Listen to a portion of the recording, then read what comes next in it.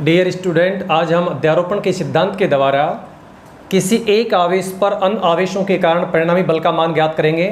तो इसके लिए इसका स्टेटमेंट ये है कि इस सिद्धांत के अनुसार किसी आवेश पर लगने वाला परिणामी बल अलग अलग आवेशों द्वारा लगाए गए बलों के सदिश योग के बराबर होता है। यदि उस निकाय में अनेक आवेश हों जिनके मान Q1, Q2, Q3 हों, तो n आवेशों के द्वारा लगाया गया परिणामी बल आएगा F = F1 + F2 + F3 + ... and Son plus Fn। तो ये अध्यारोपण का सिद्धांत है। इसके द्वारा हम बहु आवेशों के मध्य बल ज्ञात करेंगे।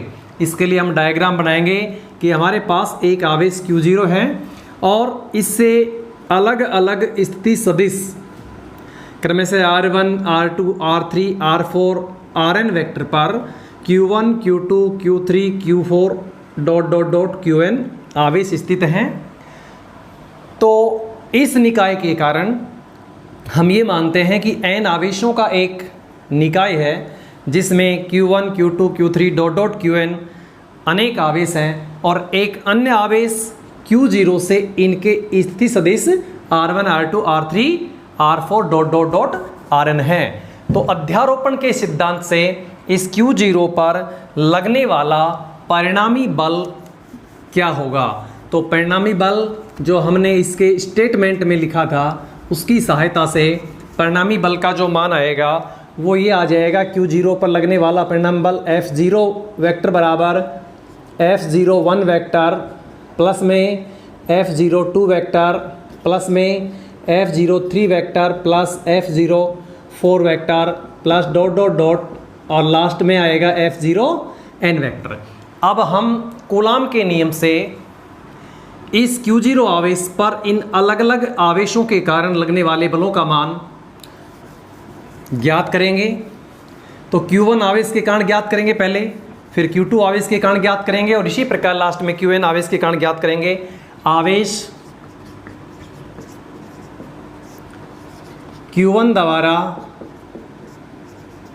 Q0 पर बल, आवेश Q1 द्वारा Q0 पर बल कूलाम के नियम से आ जाएगा F01 vector 1/4 pi epsilon not, दोनों आवेशों का गुणनफल बीच की दूरी के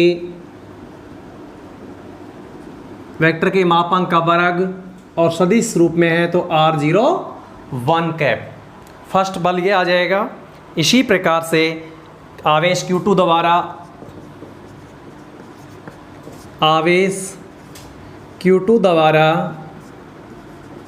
Q0 पर बल का मान आएगा F02 वेक्टर बराबर 1/4 पाई एप्सिलॉन 0 Q2 Q0 बटे R0 वेक्टर R02 कैप 1, 2 और इसी प्रकार आवेश Qn द्वारा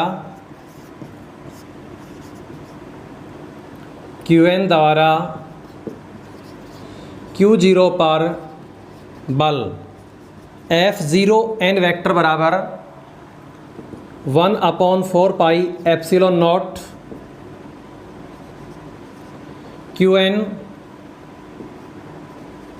Q0 बटे R0n वेक्टर का स्क्वायर इंटू R0n कैफ। ये अलग अलग आवेशों के कारण परिणामी बलों के मान हैं।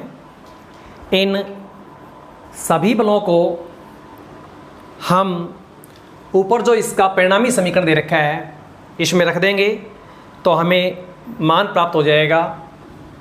आता है Q0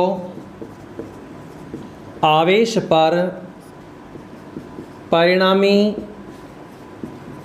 बल, उस समीकरण में मान रखने पर F0 वेक्टर का मान आएगा, F01 का मान रख देंगे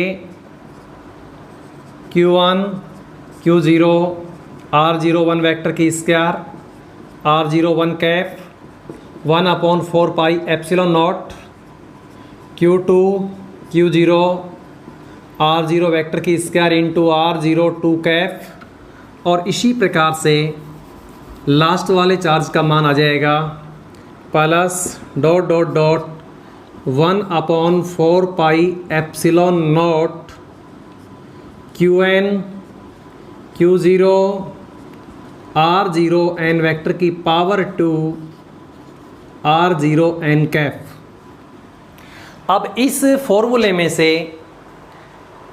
ज़्यादातर राशि जो हैं वो कॉमन आ रही हैं और इस सूत्र को हम फाइनली समेशन के रूप में लिख सकते हैं एक्जाई करके।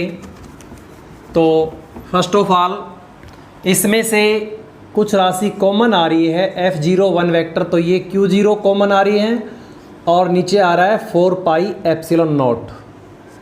तो पहले वाले के अंदर आएगा Q1 बटे R0 1 वेक्टर की पावर 2 कैफ। दूसरे में मान प्राप्त होगा Q2 बटे R0 vector R0 2 Kaif plus में Qn बटे n वेक्टर की पावर 2 R0 n कैफ। ये एक डिफरेंट फॉर्मूला हमें इसमें प्राप्त हो गया। इसको हम इस प्रकार से लिख सकते हैं Q0 बटे 4 पाई एप्सिलॉन नॉट सिग्मा i बराबर 1 से लेकर के n, और जो मान चेंज हो रहे हैं उनके i लगा देंगे। R0 i vector R0 i Kaif. इस प्रकार से अध्यारोपण के सिद्धांत से फाइनल बल का मान हम ज्ञात कर सकते हैं। अब हम विद्युत क्षेत्र की तीव्रता और विद्युत क्षेत्र इनकी वैल्यू मात्रक देखेंगे। तो नेक्स्ट टॉपिक है इलेक्ट्रिक फील्ड की विद्युत क्षेत्र किसे कहते हैं। विद्युत क्षेत्र की डेफिनेशन क्या है। किसी आवेश के चारों ओर का वह क्षेत्र जिसमें कोई अन्य आवेश लाया जाए तो आकर्षण या प्रतिकर्षण बल का अनुभव करता है, उसे विद्युत क्षेत्र कहते हैं। किसी आवेश के चारों ओर का वह क्षेत्र किसी आवेश के चारों ओर का वह क्षेत्र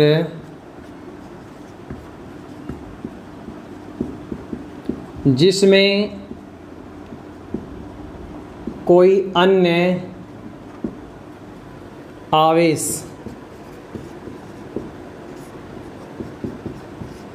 लाने पर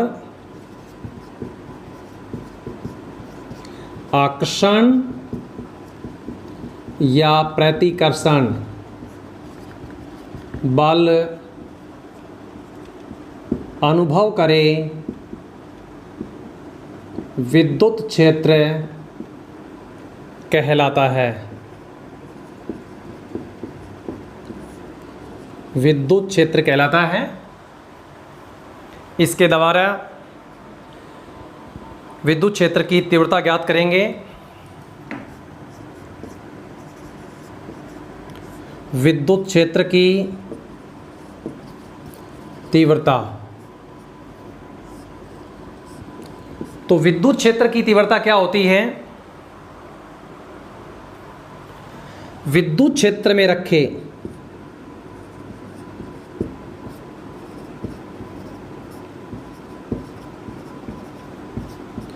प्रति एकांक धनावेश पर लगने वाला बल। विद्युत क्षेत्र में रखे प्रति एकांक धनावेश पर लगने वाला बल विद्युत क्षेत्र की तीव्रता कहलाती है। इसे ई वेक्टर से ई से प्रदर्शित करते हैं और ये सदिश राशि है, ई वेक्टर से व्यक्त करते हैं। इसका मान हम ज्ञात करेंगे डेफिनेशन के अनुसार।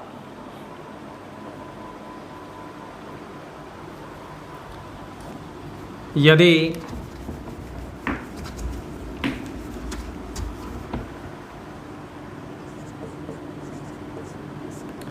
विद्युत क्षेत्र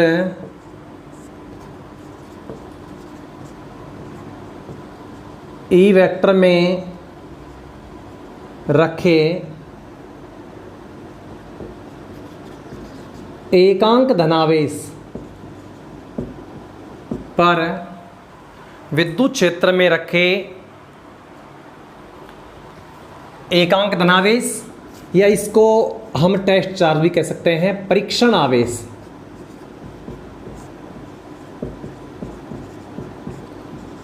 Q0 पर लगने वाला बल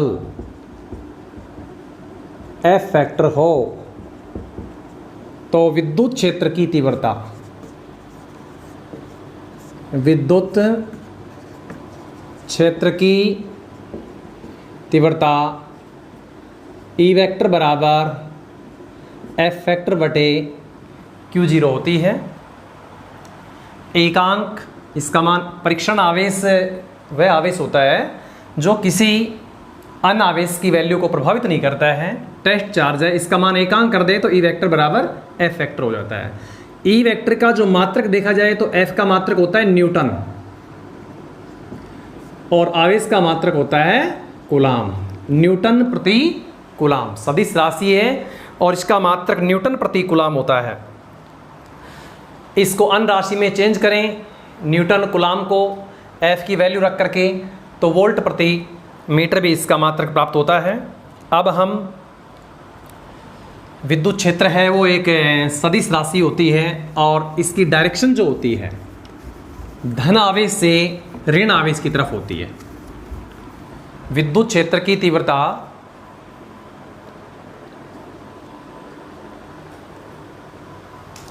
विद्युत क्षेत्र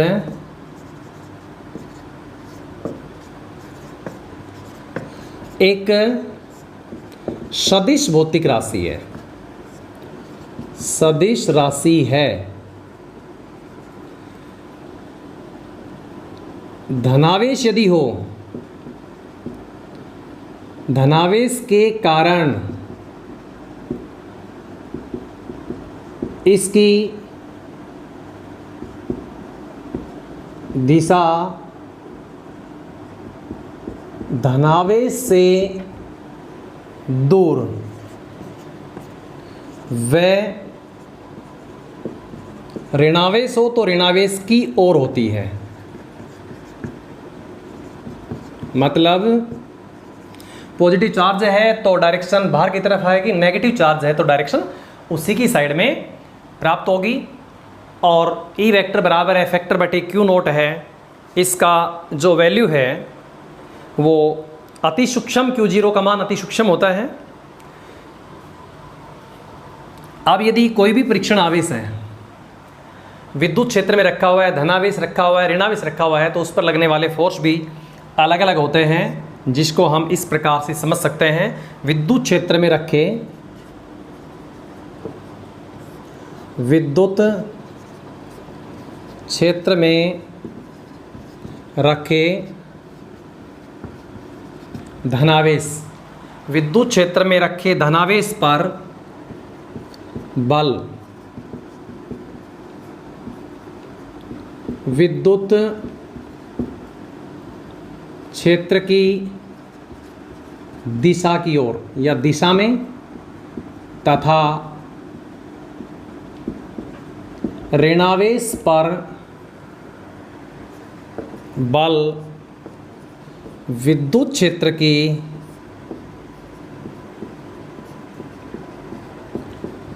विपरीत दिशा की ओर लगता है, विपरीत दिशा में लगता है। ये फोर्स इसमें कार्य करते हैं कि जैसे विद्युत क्षेत्र की तीव्रता को एक समान रूप से इस प्रकार से बल रेखाओं के द्वारा प्रदर्शित करते हैं कि ये विद्युत क्षेत्र की डायरेक्शन है, प्लस इधर है, नेगेटिव इधर है। इसमें कोई परीक्षण आवेश यदि रखा जाए कि जैसे यहाँ पर कोई आवेश रख दिया जाए प्लस Q, तो इस पर जो फोर्स लगेगा F वेक्टर, उसकी डायरेक्शन Q वेक्टर होगी, इस साइड में होगी। और दूसरा, इसी विद्युत क्षेत्र में नेगेटिव चार्ज यदि स्थित हो, नेगेटिव चार्ज माइनस Q स्थित हो, तो इस पर लगने वाला फोर्स F वेक्टर बराबर माइनस का Q वेक्टर होगा। धनावेश पर बल विद्युत क्षेत्र की डायरेक्शन में लगेगा और माइनस के Q आवेश पर बल विद्युत क्षेत्र के विपरीत दिशा में लगेगा। इस प्रकार से आवेशों पर लगने वाले बल फिक्स होते हैं।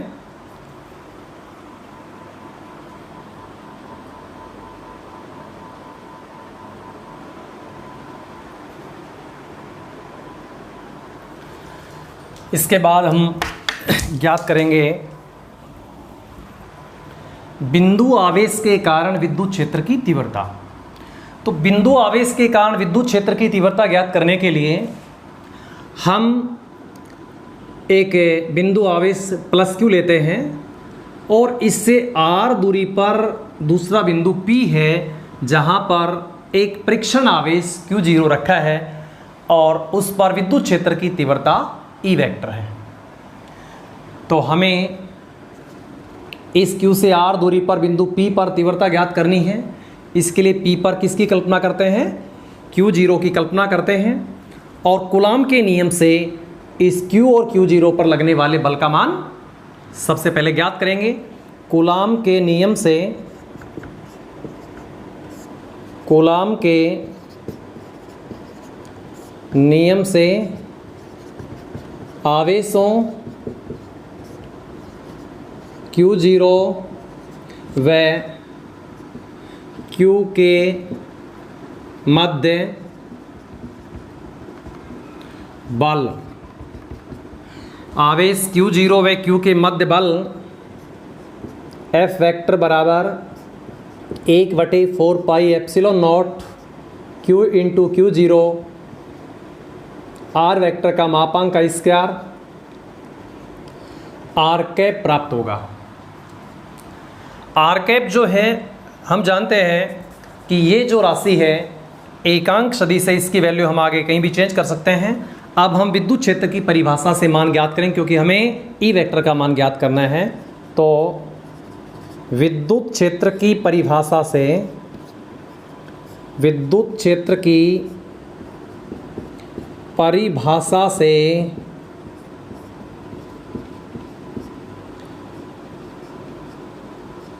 E वेक्टर बराबर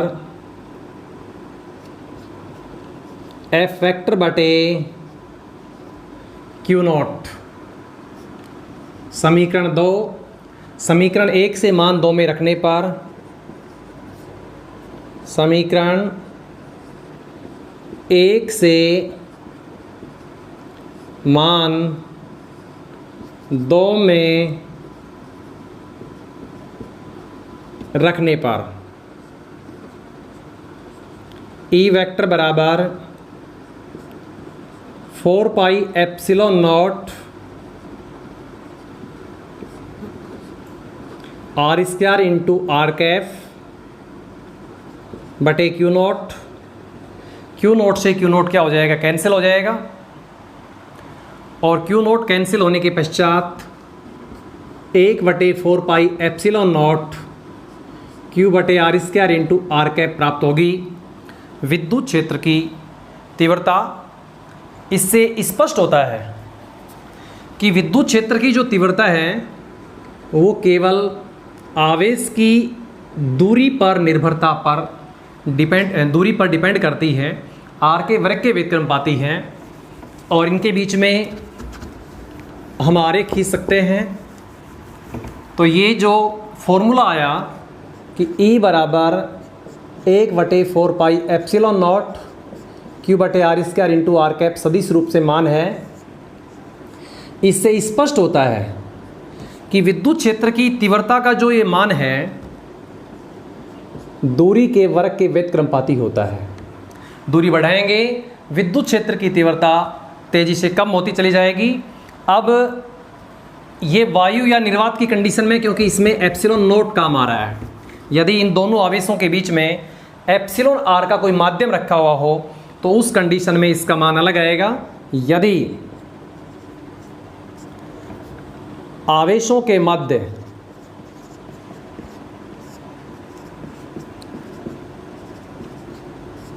एप्सिलॉन आर परावैद्युतांक